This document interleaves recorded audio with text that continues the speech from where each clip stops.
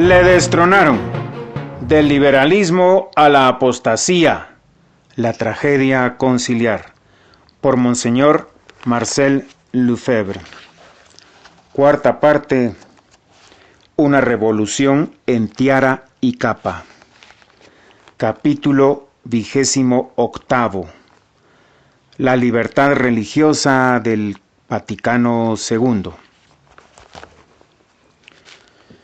Según el Vaticano II, la persona humana tendría derecho, en nombre de su dignidad, a no ser impedida en el ejercicio de su culto religioso, sea cual fuere, en privado o en público, salvo si esto perjudicara la tranquilidad y la moralidad pública.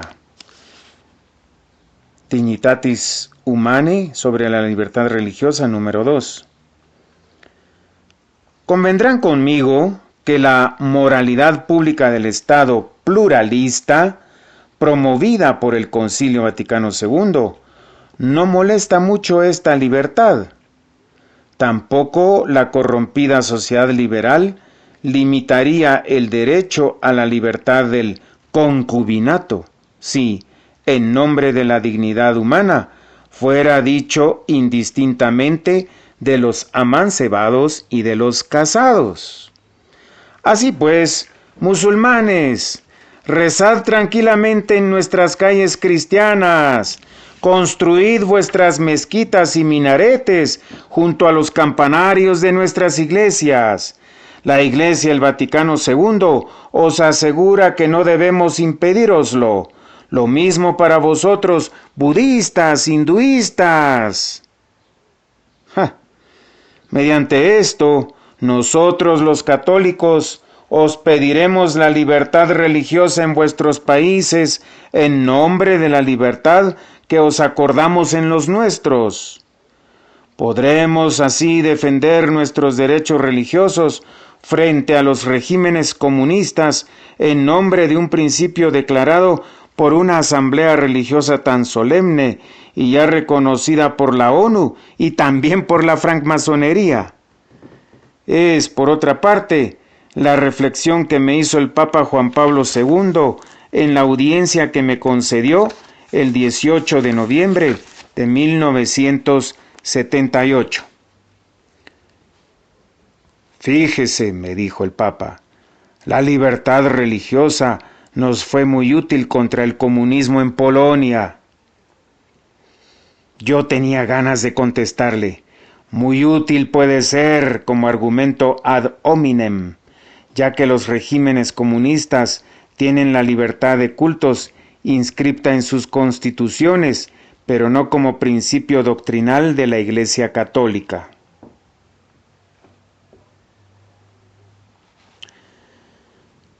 Punto número 1 del capítulo 28. Libertad religiosa y verdad. En todo caso, es esto lo que respondía por adelantado el padre Garrigou-Lagrange. Nosotros podemos hacer de la libertad de cultos un argumento ad hominem contra aquellos que, a la vez que proclaman la libertad de cultos, persiguen a la Iglesia, estados laicos y socializantes, o impiden su culto directa o indirectamente, estados comunistas, islámicos, etc. Este argumento ad hominem es justo y la Iglesia no lo desdeña, usándolo para defender eficazmente su derecho a la libertad. Pero no se sigue que la libertad de cultos, considerada en sí misma, sea sostenible para los católicos como principio, porque ella es de suyo absurda e impía, pues la verdad y el error no pueden tener los mismos derechos. De la obra de Revelazione de Reginald Garrigou-Lagrange, Orden de Predicadores, 1921, tomo 2, página 451. Me resulta agradable, dice Monseñor Lefebvre, me resulta agradable repetirlo. Solo la verdad tiene derechos. El error no tiene ningún derecho. El error no tiene ningún derecho. Esto es la enseñanza de la Iglesia. El derecho, escribe León XIII, es una facultad moral que, como hemos dicho y conviene repetir mucho, es absurdo suponer que haya sido concedido por la naturaleza de igual modo a la verdad y al error, a la honestidad y a la torpeza. Hay derecho para propagar en la sociedad libre y prudentemente lo verdadero y lo honesto para que se extienda al mayor número posible su beneficio. Pero, en cuanto a las opiniones falsas, pestilencia la más mortífera del entendimiento, es justo que la pública autoridad los cohíba con diligencia para que no vayan cundiendo insensiblemente en daño de la misma sociedad. Encíclica Libertas del Papa León XIII, número 16. Bajo esta luz es claro que las doctrinas y los cultos de las religiones erróneas no tienen de suyo ningún derecho a que se las deje expresar y propagar libremente. Para evitar esa evidencia solar, en el concilio objetaron que la verdad o el error, propiamente hablando, no tiene ningún derecho, que son las personas que tienen los derechos y son sujetos de derecho. Así, intentaban desviar el problema poniéndolo en un nivel puramente subjetivo y esperando de esta manera poder hacer abstracción de la verdad. Pero este intento fue vano, como lo demostraré ahora, situándome en la problemática misma del concilio. La libertad religiosa, considerada desde el punto del sujeto de derecho, consiste en acordar el mismo derecho a aquellos que se adhieren a la verdad religiosa y a aquellos que están en el error. ¿Es concebible semejante derecho? ¿En qué lo funda el concilio? ¿Los derechos de la conciencia? Al comienzo del concilio, algunos quisieron fundar la libertad religiosa sobre los derechos de la conciencia. La libertad religiosa sería vana si los hombres no pudieran traducir los imperativos de su conciencia en actos exteriores, declaró Monseñor Desmet en su discurso introductorio. El argumento era el siguiente: cada uno tiene el deber de seguir su conciencia, pues ella es para cada uno la regla inmediata de la acción. Ahora bien, esto vale no solo para una conciencia verdadera, sino también para una conciencia invenciblemente errónea, que es la de numerosos adeptos de las falsas religiones. Estos tienen el deber de seguir su conciencia y por consiguiente debe dejárseles la libertad de seguirla y de ejercer su culto. El disparate del razonamiento fue pronto evidenciado y debieron resignarse a hacer fuego con otra madera. En efecto, el error invencible, es decir, el no culpable, disculpa toda falta moral, pero no por eso hace la acción buena. Véase Santo Tomás 1.2, cuestiones 19, artículo 6. Y por lo mismo, no da ningún derecho a su autor, desde luego que no es buena. El derecho no puede fundarse más que sobre la norma objetiva de la ley, y en primer lugar sobre la ley divina que regula en particular la manera como Dios quiere ser honrado por los hombres. La manera como Dios quiere ser honrado por los hombres. La dignidad de la persona humana. Al no brindar la conciencia un fundamento suficientemente objetivo, se creyó encontrar uno en la dignidad de la persona humana. El Concilio del Vaticano declara que el derecho a la libertad religiosa se funde realmente en la dignidad misma de la persona humana. De la Dignitatis Humanae número 2. Esta dignidad consiste en que el hombre, dotado de inteligencia y de libre albedrío, está ordenado por su misma naturaleza a conocer a Dios, lo que no puede lograr si no se le deja libre. El argumento es este: el hombre es libre, luego debe dejársele libre. O de igual manera, el hombre está dotado de libre albedrío, luego tiene derecho a la libertad de acción. Se reconoce el principio absurdo de todo liberalismo, como lo llama el cardenal Villot. Es un sofisma. El libre albedrío se sitúa en el terreno del ser, la libertad moral y la libertad de acción en el plano del obrar. Una cosa es lo que Pedro es por naturaleza y otra lo que llega a ser bueno o malo en la verdad o en el error, mediante sus actos.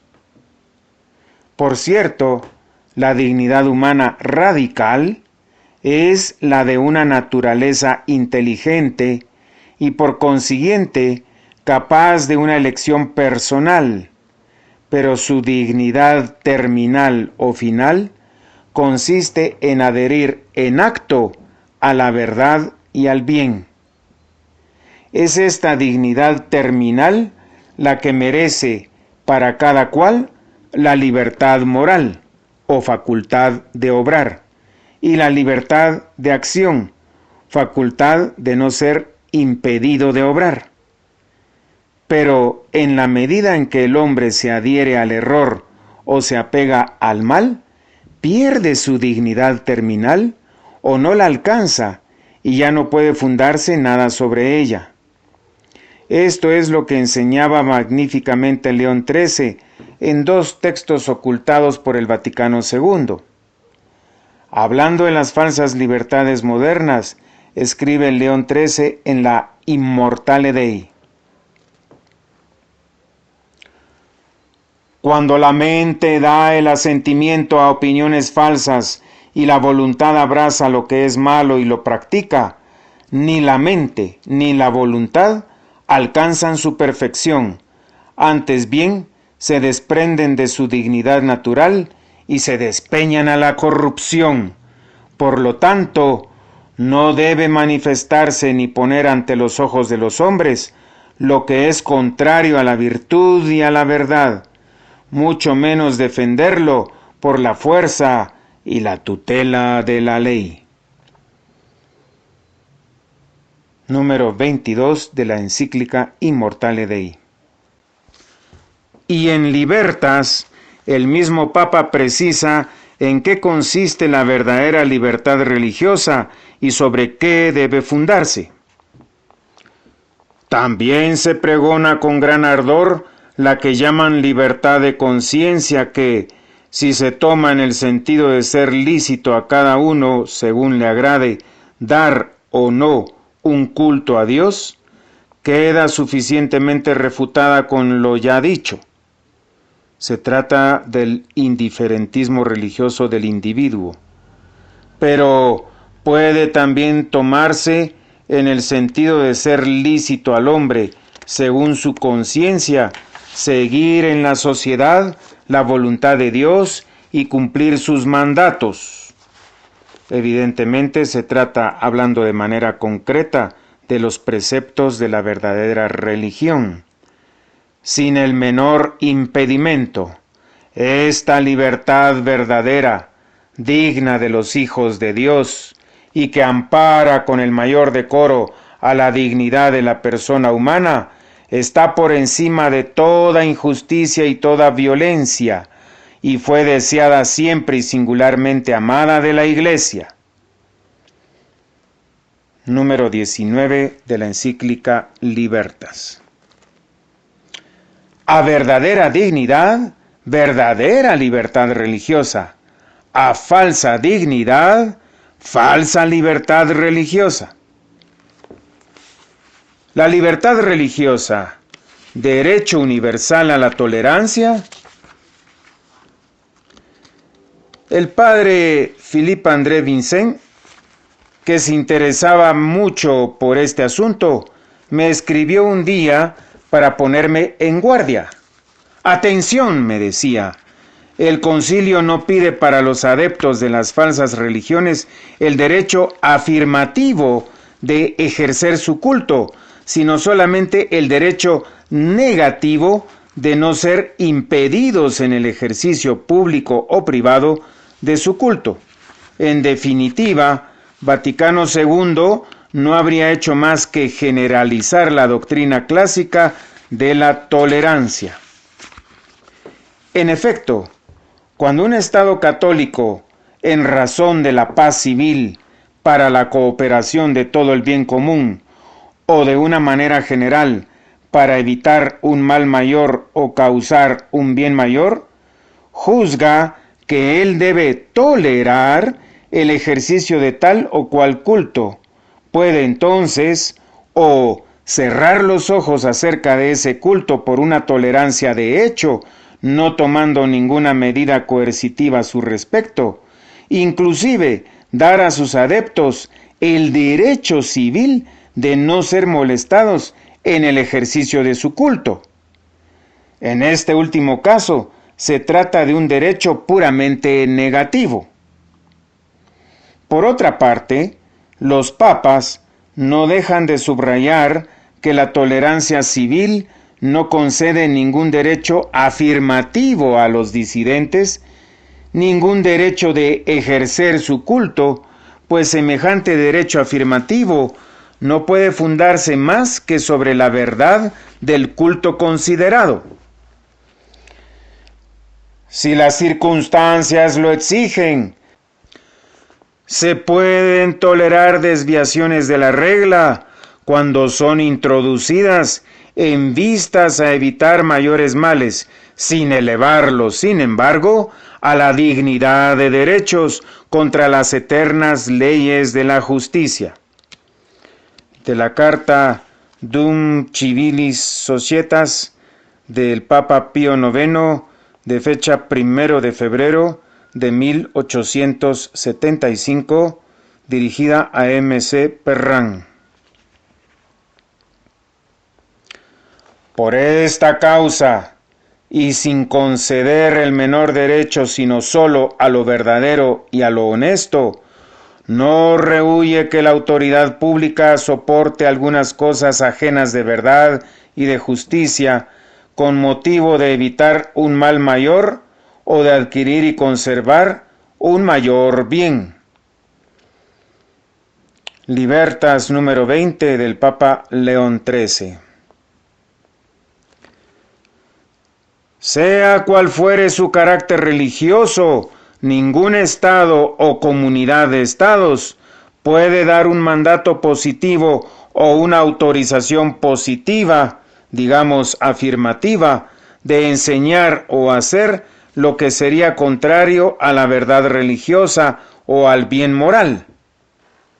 Otra cosa esencialmente diferente es esta. En una comunidad de estados se puede, al menos en determinadas circunstancias, establecer la norma de libre ejercicio de una creencia o de una práctica religiosa en vigor en un estado miembro que no sea impedido en todo el territorio de la comunidad por medio de las leyes u ordenanzas coercitivas del Estado? Alocución chirriese del Papa Pío XII. El Papa respondió afirmativamente: sí, en ciertas circunstancias, tal norma puede ser establecida. El padre Boscher resume esta doctrina de una manera excelente diciendo: decretando la tolerancia se considera que el legislador no quiere crear, en beneficio de los disidentes, el derecho o la facultad moral de ejercer su culto, sino solamente el derecho de no ser perturbados en el ejercicio de ese culto. Se puede tener el derecho de no ser impedido de obrar mal, cuando una ley justa lo permite por motivos suficientes. Fin de cita.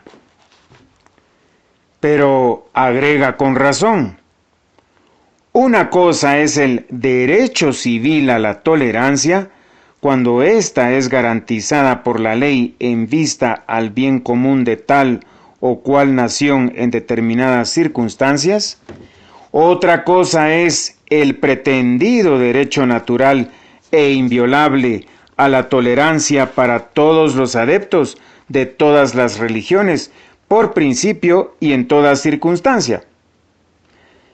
En realidad, el derecho civil a la tolerancia, aun cuando las circunstancias que lo legitiman parecen multiplicarse en nuestros días, sigue siendo estrictamente relativo a dichas circunstancias.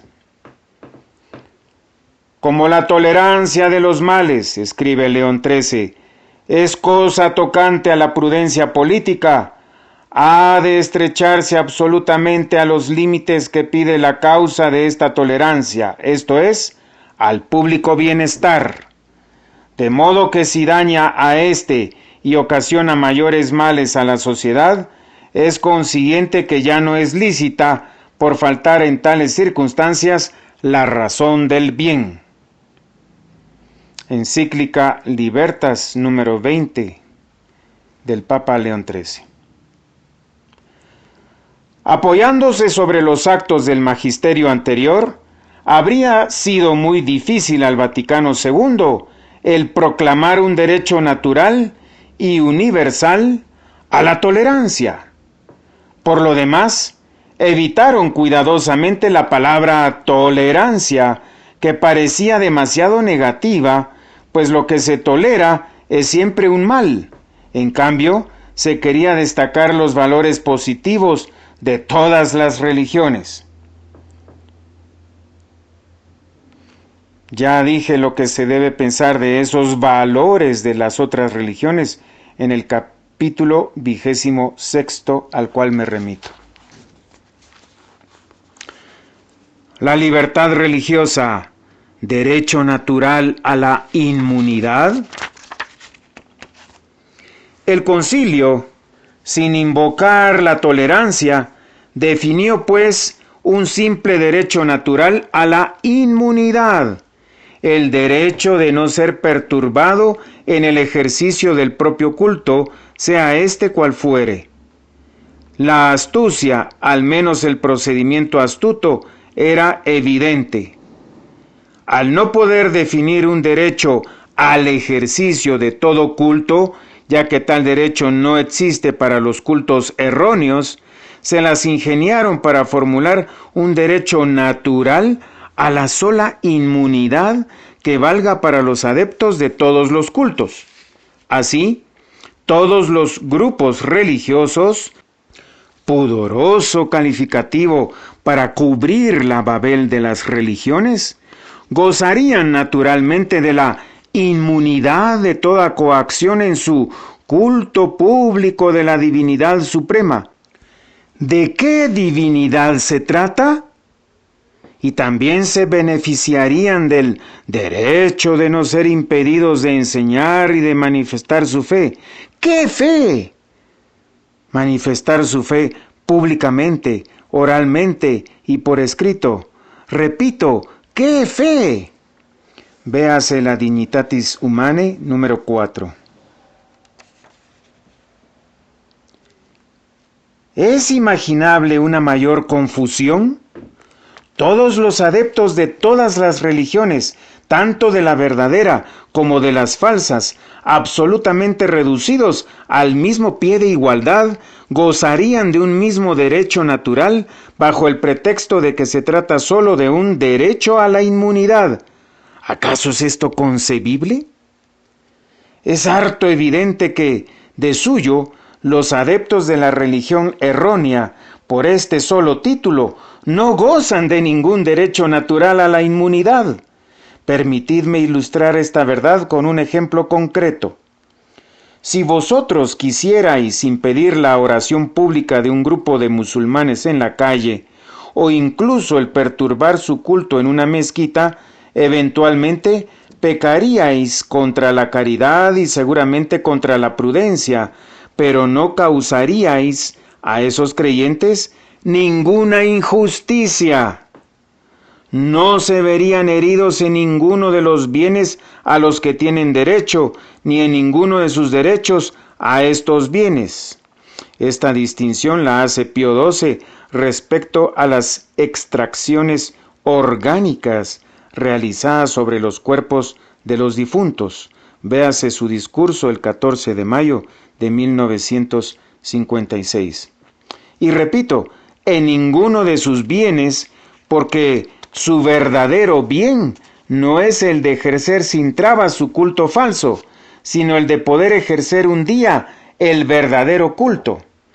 En ninguno de sus derechos, pues ellos tienen el derecho a ejercer el culto de Dios en privado y en público, y a no ser impedidos, pero el culto de Alá no es el culto de Dios. En efecto, Dios mismo reveló el culto con el que quiere ser honrado exclusivamente, que es el culto de la religión católica.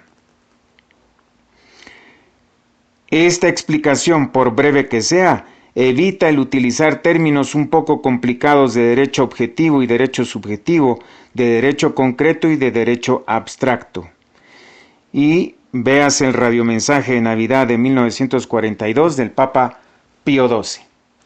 Por ende, si en justicia natural no se perjudica de ninguna manera a esos creyentes al impedir o perturbar su culto, es porque no tienen ningún derecho natural a no ser perturbados en el ejercicio de su falso culto. Se me va a objetar que yo soy negativo, que no sé dónde considerar los valores positivos de los cultos erróneos.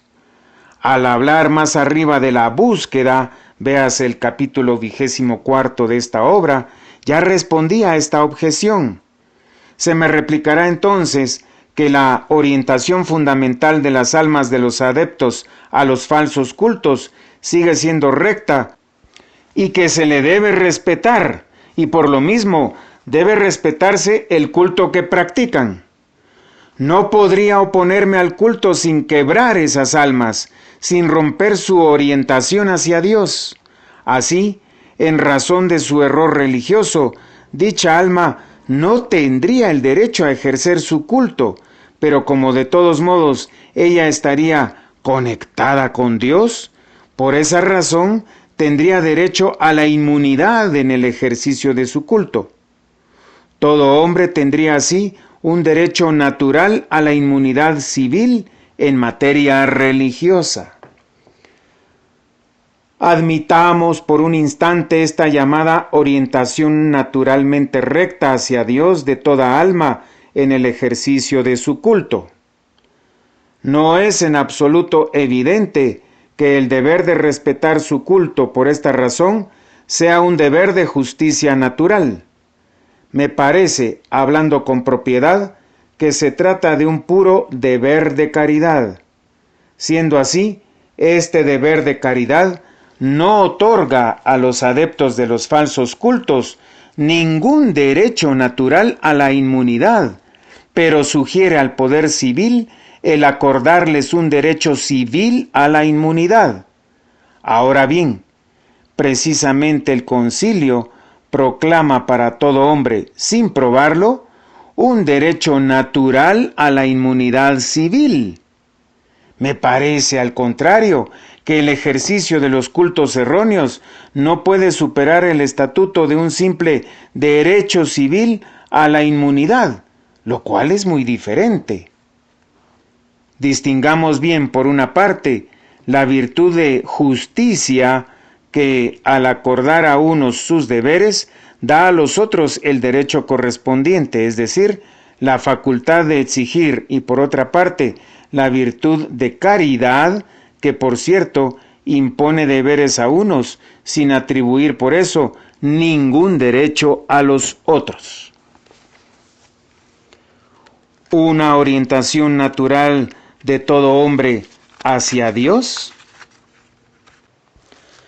El Concilio Dignitatis Humanae números 2 y 3, además de la dignidad radical de la persona humana, invoca su búsqueda natural de lo divino.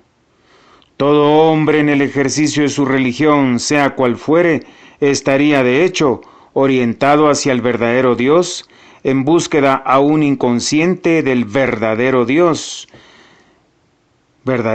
con mayúsculas, entre comillas, conectado con Dios, si se quisiere, y por esta razón tendría un derecho natural a ser respetado en el ejercicio de su culto, aunque fuera falso. Si un budista quema varillas de incienso ante un ídolo de Buda, para la teología católica comete un acto de idolatría.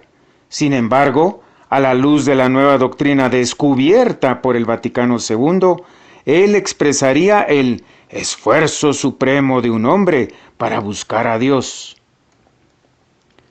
Así lo dijo Juan Pablo II en su discurso de la Audiencia General del 22 de octubre de 1986.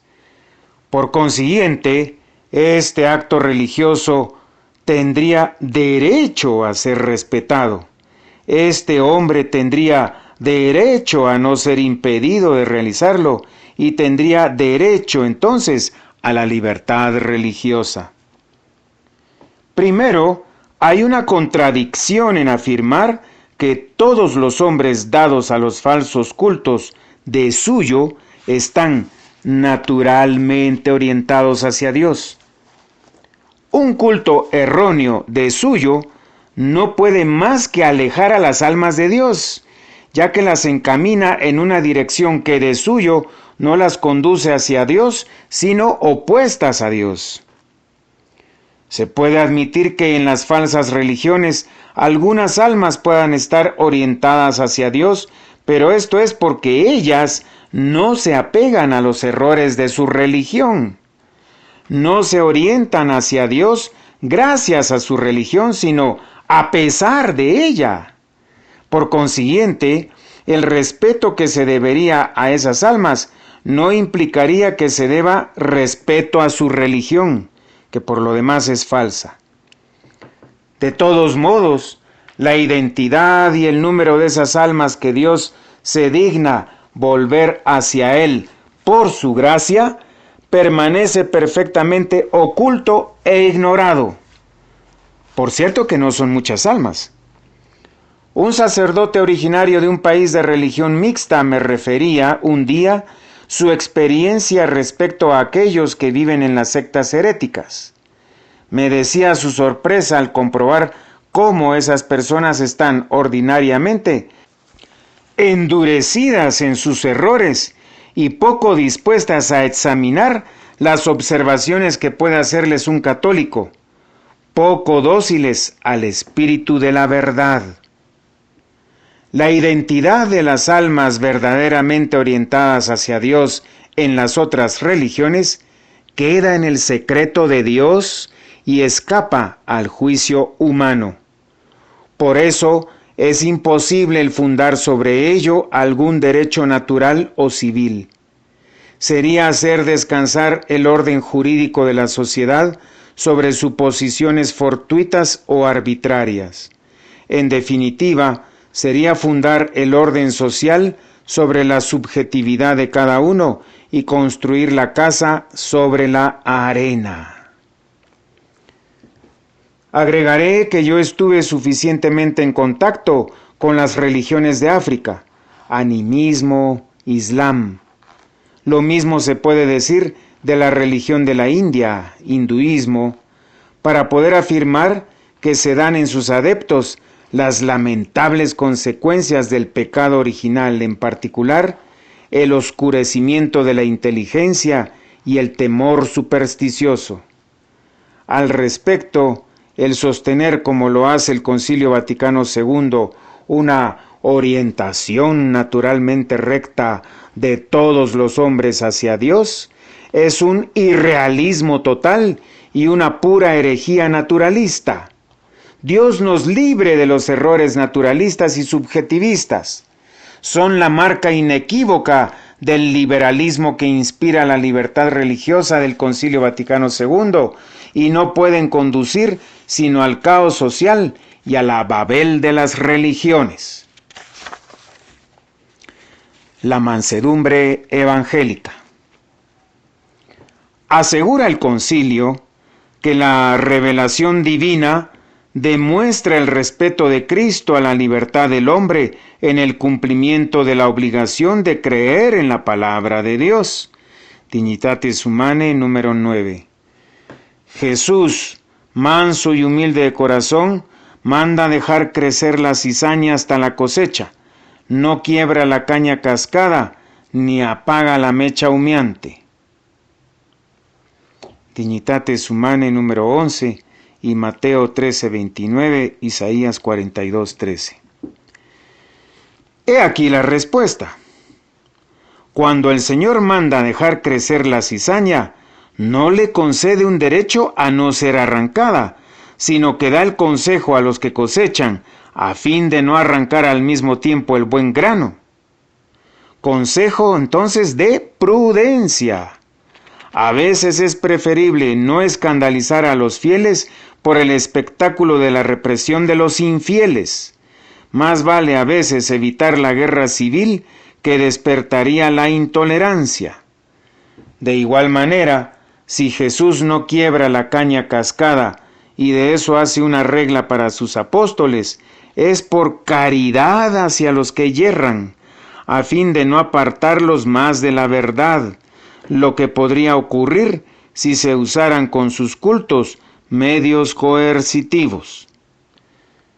Es claro, a veces existe un deber de prudencia y de caridad por parte de la Iglesia y de los estados católicos hacia los adeptos de los cultos erróneos, pero ese deber no confiere de suyo al otro ningún derecho.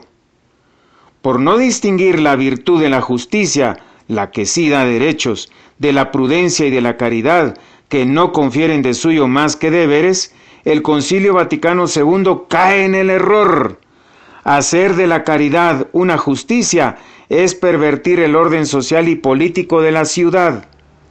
Y aun cuando, por un imposible, se debiera considerar que nuestro Señor da, a pesar de todo, un derecho a la cizaña de no ser arrancada, este derecho sería totalmente relativo a las razones particulares que lo motivan. No sería nunca un derecho natural e inviolable.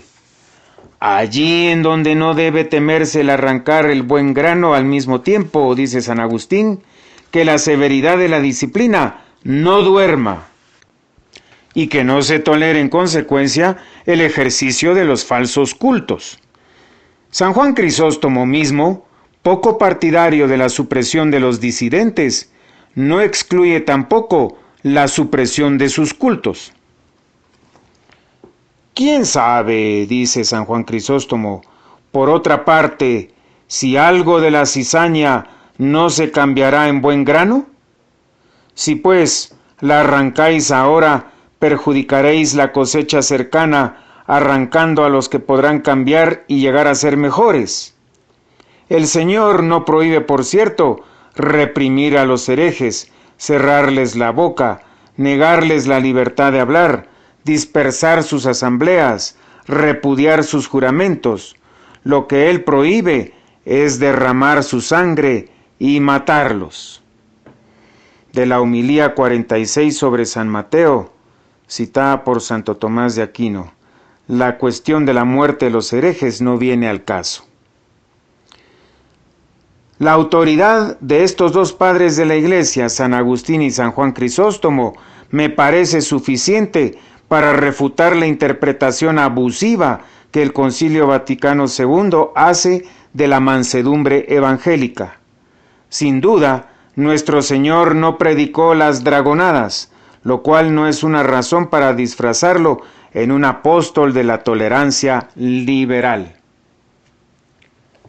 La libertad del acto de fe. Por último, se invoca la libertad del acto de fe, Dignitatis Humanae número 10. Aquí hay un argumento doble. Primer argumento: imponer por razones religiosas límites en el ejercicio de un culto disidente sería, por vía indirecta, forzar a sus adeptos a abrazar la fe católica. Ahora bien, el acto de fe debe estar libre de toda coacción. Que nadie sea coaccionado a abrazar la fe católica contra su voluntad. Código de Derecho Canónico de 1917, Canon 1351. Contesto con la sana teología moral, que tal coacción es legítima según las reglas del voluntario indirecto. En efecto, ella tiene como objeto directo el limitar el culto disidente, lo cual es un bien. Es un bien para la religión católica y hasta para el bien común temporal cuando éste se funda sobre la unanimidad religiosa de los ciudadanos. Y, como efecto solamente indirecto y remoto, el incitar a ciertos no católicos a convertirse, con el riesgo de que algunos se hagan católicos más por temor o por conveniencia social que por convicción, lo cual no es deseable de suyo, pero puede ser permitido cuando hay una razón proporcionada. El segundo argumento es mucho más esencial y exige un poco de explicación. Se apoya sobre la concepción liberal del acto de fe. Según la doctrina católica, véase el Concilio Vaticano I, Constitución Dogmática Dei Filius, en el Denzinger 1789 y 1810, y de la Suma de Santo Tomás de Aquino 2.2, cuestión 2, artículo 9, cuestión 4, artículo 2. Según la doctrina católica, la fe es un asentimiento, una sumisión de la inteligencia a la autoridad de Dios que revela, bajo el impulso de la voluntad libre, movida por la gracia. Por una parte, el acto de fe debe ser libre, es decir, debe quedar libre de toda coacción exterior que tuviere por objeto o por efecto directo el obtenerlo contra la voluntad del sujeto. Por otra parte, siendo el acto de fe una sumisión a la autoridad divina, ningún poder o tercera persona tiene el derecho de oponerse a la influencia benéfica de la verdad primera con mayúsculas, que tiene derecho inalienable a iluminar la inteligencia del creyente. De eso se sigue que el creyente tiene derecho a la libertad religiosa. Nadie tiene derecho a coaccionarlo, ni tampoco de impedirle abrazar la revelación divina o de realizar con prudencia los actos exteriores de culto correspondientes.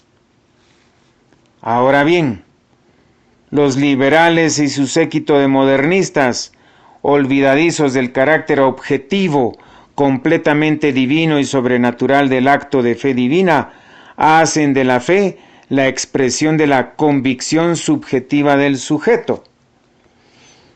Véase la encíclica Pascendi de San Pío X, número 4. Hacen de la fe la expresión de la convicción subjetiva del sujeto al término de su búsqueda personal, Dignitatis Humanae número 3, para tratar de responder a los grandes interrogantes que le plantea el universo. Declaración Nostra Aetate número 2. El hecho de la revelación divina exterior y su proposición por la Iglesia ceden el paso a la invención creadora del sujeto, o al menos la segunda, la fe, debe esforzarse en ir al encuentro de la primera, la revelación. El padre Pierre Reginald Crane, de la Orden de Predicadores, opone sin vergüenza a la noción católica de la fe su concepción personalista de la revelación. En su obra, La revelación, diálogo entre la libertad divina y la libertad humana, es el título de su artículo consagrado a la libertad del acto de la fe, publicado en Luz y Vida número 69 y en la libertad religiosa. Si esto es así, entonces la fe divina es rebajada al nivel de las convicciones religiosas de los no cristianos, que piensan tener una fe divina cuando no tienen más que una persuasión humana, puesto que el motivo para adherirse a su creencia no es la autoridad divina que revela, sino el libre juicio de su espíritu. Ahora bien, es incongruencia fundamental de los liberales pretender conservar para este acto de persuasión completamente humana los caracteres de la inviolabilidad y la dispensa de toda coacción que pertenecen solo al acto de fe divina. Ellos aseguran que por los actos de sus convicciones religiosas, los adeptos de las otras religiones entran en relación con Dios y que, a partir de allí, esta relación debe quedar libre de toda coacción que pudiera afectarla. Ellos dicen, todos los credos religiosos son respetables e intocables. No. Pero estos últimos argumentos son manifiestamente falsos, pues por sus convicciones religiosas, los adeptos de las otras religiones no hacen más que adherirse a invenciones de su propio espíritu, producciones humanas que no tienen en sí mismas nada divino, ni en su causa, ni en su objeto, ni en el motivo para aceptarlas. Esto no quiere decir que no haya nada verdadero en sus convicciones y que no puedan conservar huellas de la revelación primitiva o posterior. Nótese que se habla de la verdad de sus convicciones, que ellos estén convencidos realmente de lo que es un error. Pero la presencia de esa semina verbi, semillas del verbo, no basta por sí solas para hacer de sus convicciones un acto de fe divina. Además, si Dios quisiera suscitar este acto sobrenatural por su gracia, en la mayoría de los casos se vería impedido por la presencia de múltiples errores y supersticiones a las que estos hombres continúan adheridos. Frente al subjetivismo y al naturalismo de los liberales, debemos reafirmar hoy el carácter objetivo y sobrenatural de la fe divina, que es la fe católica y cristiana. Solo ella tiene un derecho absoluto e inviolable al respeto y a la libertad religiosa.